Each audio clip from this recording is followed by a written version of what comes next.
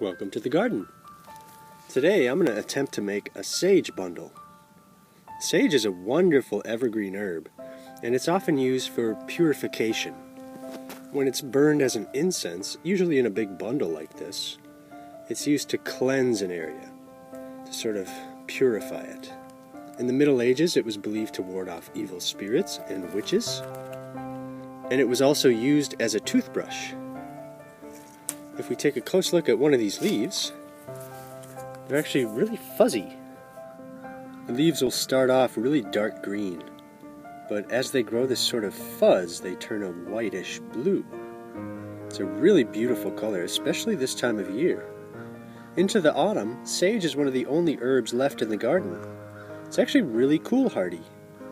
It's so cool hardy, in fact, that these evergreen leaves, although they kind of turn pale and white over the winter, they actually come back to life in the spring. They'll get that green color again, and they don't even fall off the plant, which is really incredible. And because of that fuzzy texture, you can kind of scrub your teeth and use it like a little toothbrush. It removes plaque and it adds a really nice, fresh flavor. Sage is in the mint family, and a lot of those mint family herbs have antiseptic properties. So it's actually used to kill bacteria. It really is one of my favorite herbs.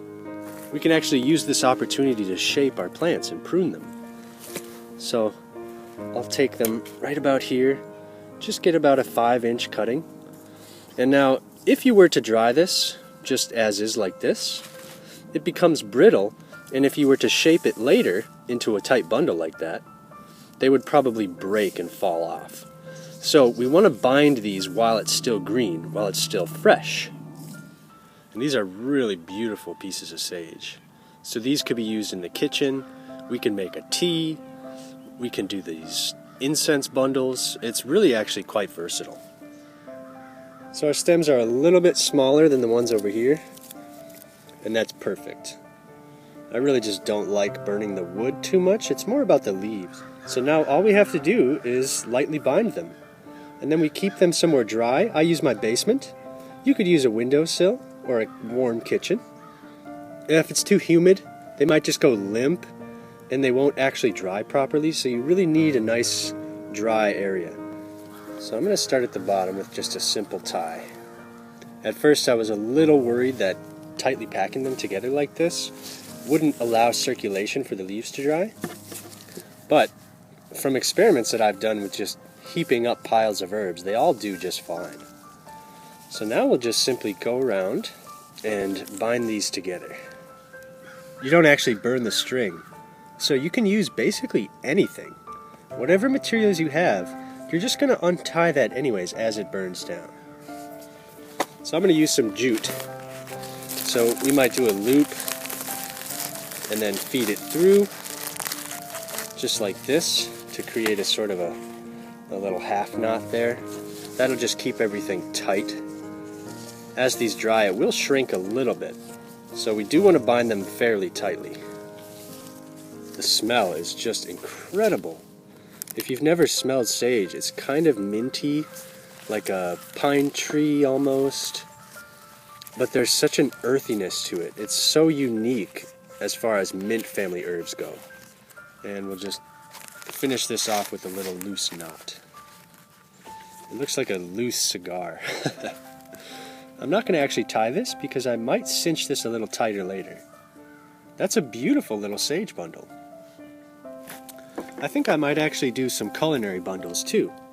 And those we're going to keep simple and just basically bind them at the bottom stem.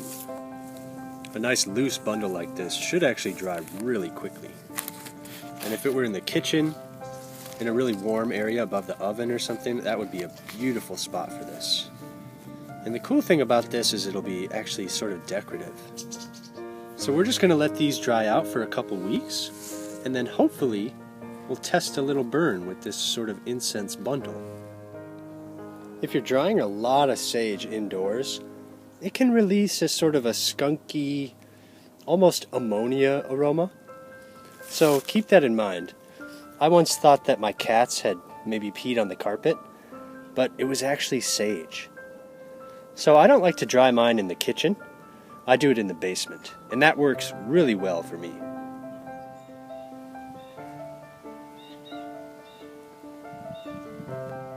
I've allowed our sage plenty of time to dry, and it's shrunk quite a bit.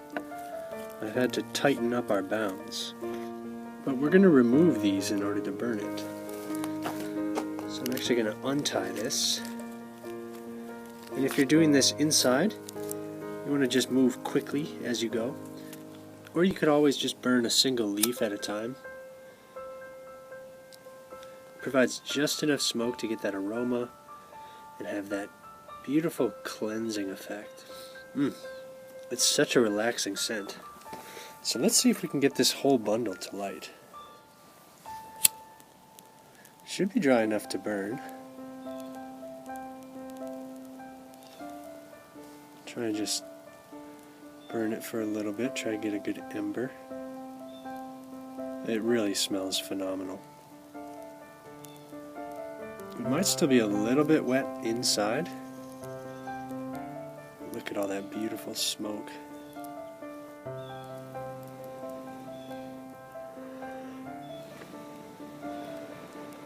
So that's not bad. I'm just going to extinguish it here in a little metal bowl. So the stuff for culinary purposes, I just space out a little more so it dries a little bit quicker. And then all I do is pick these leaves and powder them down. They just squish down into just a beautiful consistency. It's a lot fluffier than the sage you'll buy at the store, and it has a beautiful color. Can you see that beautiful sort of turquoise green color? It's really beautiful stuff. Even though the leaves look sort of a bluish gray, they do powder down green. Then all you want to do is seal that up in a nice sealed container. That'll keep it fresh for longer because as you powder these down, they do lose flavor faster. We just used some of our sage for Thanksgiving. This is essential for Thanksgiving stuffing. So whether you're growing sage to burn as an incense or to eat as a culinary herb, I really hope you give this a go in your garden. Thank you all so much for watching, and I hope to see you next time.